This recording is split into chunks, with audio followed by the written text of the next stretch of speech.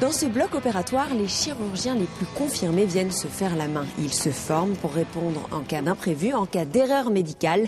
Bienvenue dans votre magazine de la santé. Alors évidemment, ici, c'est un exercice pratique, pédagogique, mais il n'est pas tellement déconnecté de la réalité.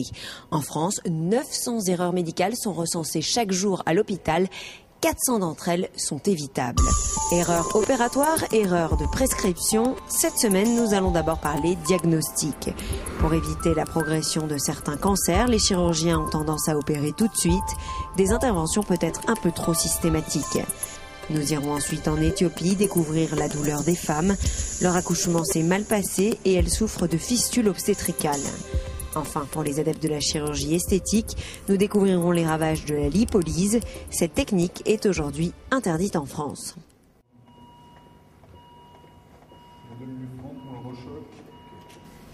À l'école européenne de chirurgie, même les chirurgiens les plus savants apprennent à s'entraîner sur des mannequins. Je retrouve tout de suite le professeur Guy Valencien. Bonjour professeur. Bonjour. Est-ce que vous pouvez nous expliquer pourquoi des erreurs très grossières peuvent se produire au bloc opératoire? On a vu des scalpels dans l'abdomen, alors comment ça peut arriver des choses comme ça? C'est difficile à comprendre pour le public, en ce sens qu'il faut bien savoir que quand on ouvre un corps pour opérer, retirer une tumeur ou réparer, il y a des cas où lorsque ça saigne par exemple, et si on met une compresse, elle devient toute rouge et on ne la voit plus, elle disparaît dans l'anatomie. Alors toute la difficulté, c'est de se souvenir qu'on a bien mis cette compresse. C'est pour ça qu'il y a maintenant des checklists qui nous disent combien de compresses on a avant, et à la fin de l'opération, on doit les compter pour être sûr qu'on n'en a pas laissé. Pareil pour certains petits instruments qui peuvent disparaître dans l'anatomie. Je n'excuse pas l'erreur, on est là pour l'empêcher, mais ça peut arriver. Vous l'avez compris, l'erreur est donc possible au bloc opératoire, mais il existe aussi des approximations de diagnostic. Certains cancers du sein ou encore de la prostate sont surdiagnostiqués et certains passages au bloc ne sont pas justifiés.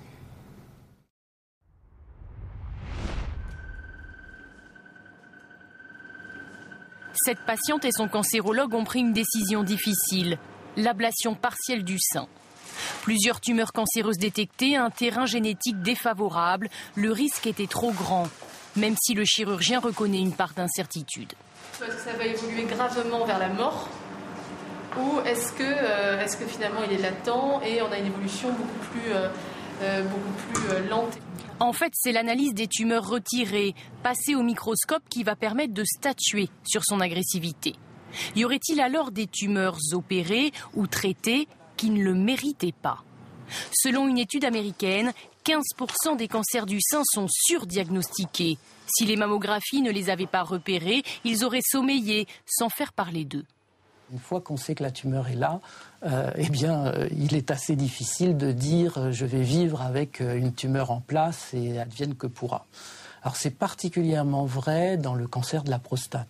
Quand le cancer de la prostate de Maurice Gascoin a été dépisté par son médecin, il n'a en effet pas hésité. Il me dit il y a 2 tumeurs cancéreuses.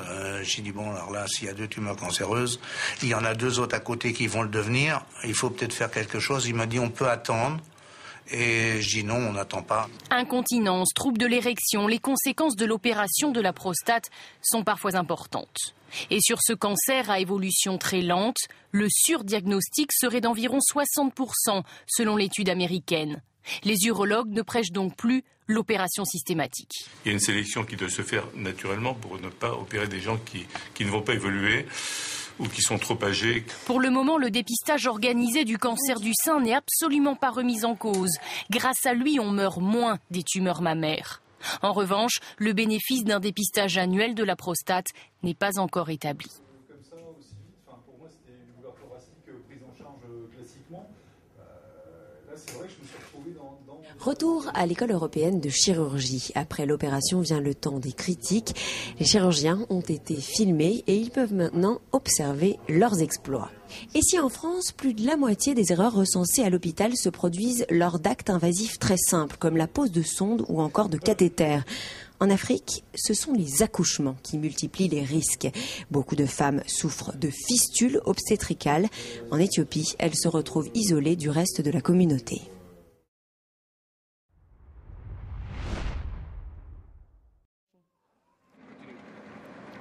Après plusieurs heures de route, le docteur Mouletta arrive enfin dans ce petit village. À la recherche de femmes atteintes de graves séquelles physiques après un accouchement difficile, elles ont souvent du mal à en parler. Cette gynécologue a réussi à gagner la confiance de l'une d'elles. Mon mari s'est occupé de moi pendant 6 mois et après il est parti. Maintenant, il est avec une femme en bonne santé. La jeune femme se laisse convaincre d'aller à l'hôpital pour se faire opérer. L'intervention dure entre 3/4 d'heure et 5 heures. Il faut soigner les lésions provoquées par la tête du bébé lors de l'accouchement. C'est ce qu'on appelle une fistule, un conduit anormal entre la vessie, le vagin et le rectum qui provoque l'incontinence. Dans la majorité des cas, les jeunes femmes peuvent ensuite reprendre une vie normale et même avoir des enfants. C'est vraiment un problème de pays pauvres. C'est pour cela que la prise en charge n'est pas très développée. Les pays riches n'ont plus ce problème. Un problème social, ces femmes sont souvent rejetées par la société. Le docteur Mouletta connaît bien le problème. C'est un tabou. Si elles le disent à la communauté les rejette. Elles se cachent et souffrent. La plupart, elles se cachent dans des monastères. Elles se cachent des autres. Répandue dans l'Afrique subsaharienne, l'Asie du Sud et certains États arabes, selon les Nations Unies, la fistule obstétricale touche plus de 2 millions de femmes dans le monde. Dans cette salle, les chirurgiens apprennent à opérer à distance sur ordinateur pour être toujours plus précis. Une petite révolution technologique dans le monde de la chirurgie. Il existe cependant encore un domaine où les pratiques les plus sophistiquées côtoient les techniques les plus artisanales. C'est la chirurgie esthétique. Récemment, la lipolyse a été interdite en France. Ces injections contre la cellulite ont fait de terribles ravages. Moins invasive, moins onéreuse, la lipolyse contre la cellulite semblait bien être la solution miracle pour cette femme. Un acte réalisé dans les centres de médecine esthétique ou dans un cabinet médical. Sur le papier, la technique paraissait sûre, mais 3 mois après, elle est opérée en urgence pour une thrombose, suivant 2 autres opérations. Oui, j'ai une cicatrice de 16 cm sur la jambe, avec un trou, une perte de matière, donc voilà. Je suis encore contente d'avoir ma jambe. Concrètement, la lipolyse consiste à détruire les cellules graisseuses grâce au laser ou en injectant un cocktail de drogue. Il y a 14 ans, le docteur Bernstein met au point un type de lipolyse sans composants chimiques. Mais au fil du temps, la méthode s'avère ne pas être fiable à 100%. 3 accidents et un procès plus tard, le docteur Bernstein a arrêté de pratiquer ce type d'intervention, mais il défend toujours sa méthode. Elle n'est pas parfaite, c'est vrai, elle n'a pas été parfaite. Mais ça, c'est pas une raison d'interdire une méthode. C'est dommage. Mais pas pour moi. C'est pas dommage pour moi, mais c'est dommage pour le public. Aujourd'hui, 300 médecins esthétiques et 700 chirurgiens plastiques se partagent le marché juteux de l'esthétique en France.